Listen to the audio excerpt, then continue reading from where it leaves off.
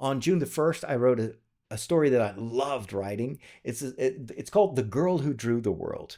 And it's about this, they're two sisters, and they live in a small cottage, and the younger sister loves flowers, and then she finds this very mysterious quill, and or feather, actually. She turns it into a quill, and then she starts to paint these flowers, and her older sister is like, yeah, but she's a bit jealous because she's not that artistic, and then she challenges her younger sister, well, can you also come up with something that is not a copy of what is real? And then the next day, whatever the younger sister has drawn has become true, becomes a reality. And so the older sister is, well, we could have money, we could have a castle, we could have suitors, we could have, a tavern and food and nice clothes. And so she pushes the younger sister to create a lot of new things. And then, of course, at one point, the younger sister breaks and walks away. So the older sister picks up the quill. And then, of course, all hell breaks loose. So that's the first story. The second story I wrote on June the 2nd is also a story that is dear to my heart. It's The Pie Runner.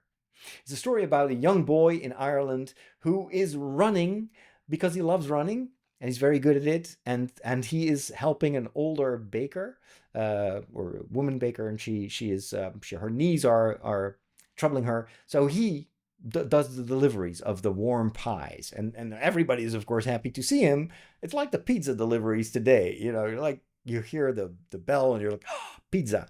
And so this young boy just runs around, everybody knows him, and they give him more and more stuff to do, like carrying around the mail and everything. And then at one point someone tells him, hey, why don't you just participate in one of those games? There are these athletic games that were also happening in the Middle Ages, for real, I'm not making this up. And so he enters his first running contest, and it becomes addictive, and he starts running and running and running. But of course, time also keeps running. You can't outrun time. And at one point in his life, he's old, and running becomes really hard. And then one morning, he is running his usual round, and he sees someone running just ahead of him. And it's this young boy. And he's like, he's speeding up. He's trying to catch up with the boy, and he can't. And then the next day, there's someone else running there, a bit older, and he's also trying to, and he never really catches up with these people running in front of him. Well, there's a reason for that. Read the story on my Substack if you want to know how that ends. Then the third story, also a lot of fun, also a fantasy story. It's called The Truffle Hog. And I don't know how I came up with this, but I just all of a sudden got this mental image of a pig looking for truffles. And then I asked, well, what if instead of a truffle, it would find treasure? And what treasure would that be? And so I developed a whole story about this man who buys a truffle hog, trying to find truffles, but he finds these vials with strange magical liquid in it. And he's very curious, but also a bit apprehensive. And then at one point, he just gives a little bit of that liquid to the hog, and the hog then starts to discover treasure. And if he tries another vial, the hog will find something else. That doesn't end well. So that's the story of the truffle hog. And then I wrote a small story. This was also a bit of a challenge that I set myself. It's one of those stories for the children's book about Saint Agnes. Saint Agnes is a very famous saint in Rome. She was a young girl who was captured by men and suffered horrible things. I won't go into detail, but you kind of can imagine. But she kept praying. She kept telling her capturers that her heart belonged to God, and they end up killing her. It's a very gruesome story. She was a martyr.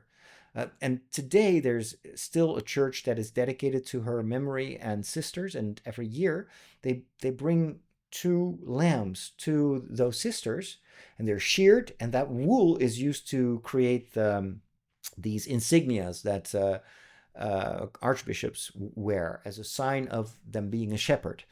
And then my question, or what triggered the story, was, well, what if I tell the story of those lambs?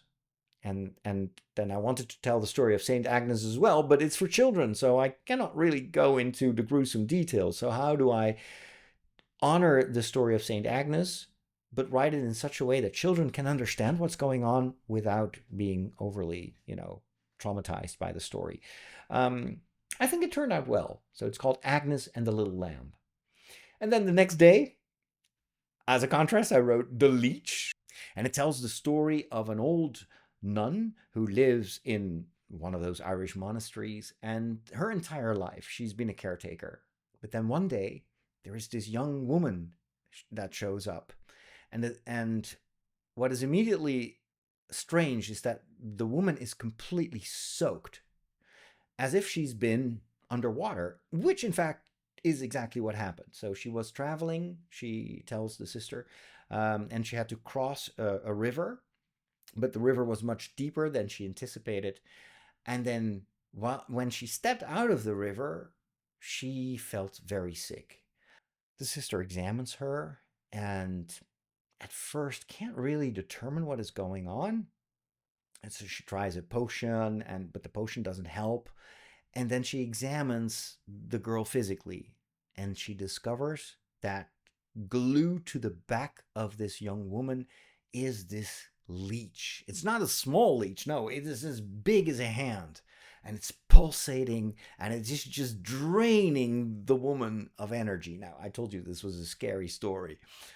And then the sister is trying to somehow get rid of the leech, but it's very difficult. The leech is almost a supernatural being, and very stuck. So she tries various remedies and ultimately manages to get rid of the leech.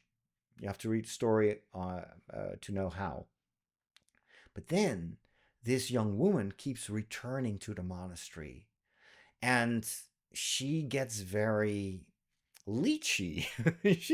She becomes a stalker, and every time she's like, okay, you need to help me more, or she starts to accuse the sister. You didn't really heal me because I'm still really feeling terrible, or you robbed me from my money while I was recovering. And it gets worse and worse. And the sister, this poor old sister, she gets just so scared that she barely dares to go outside anymore, because every time she walks outside of her cell, that woman is waiting for her. And today, the day that I'm recording this, I wrote another story about an animal in Rome.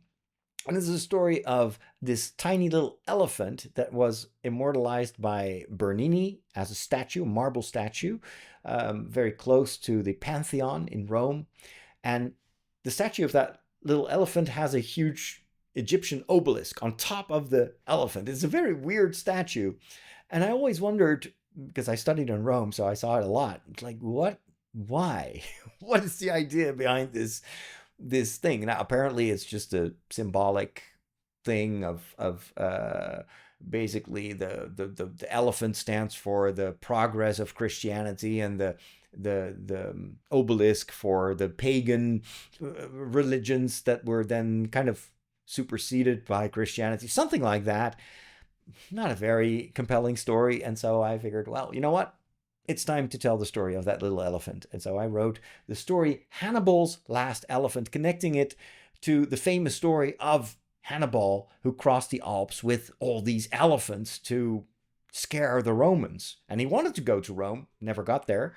But then I just imagined that little elephant was part of the elephants of Hannibal.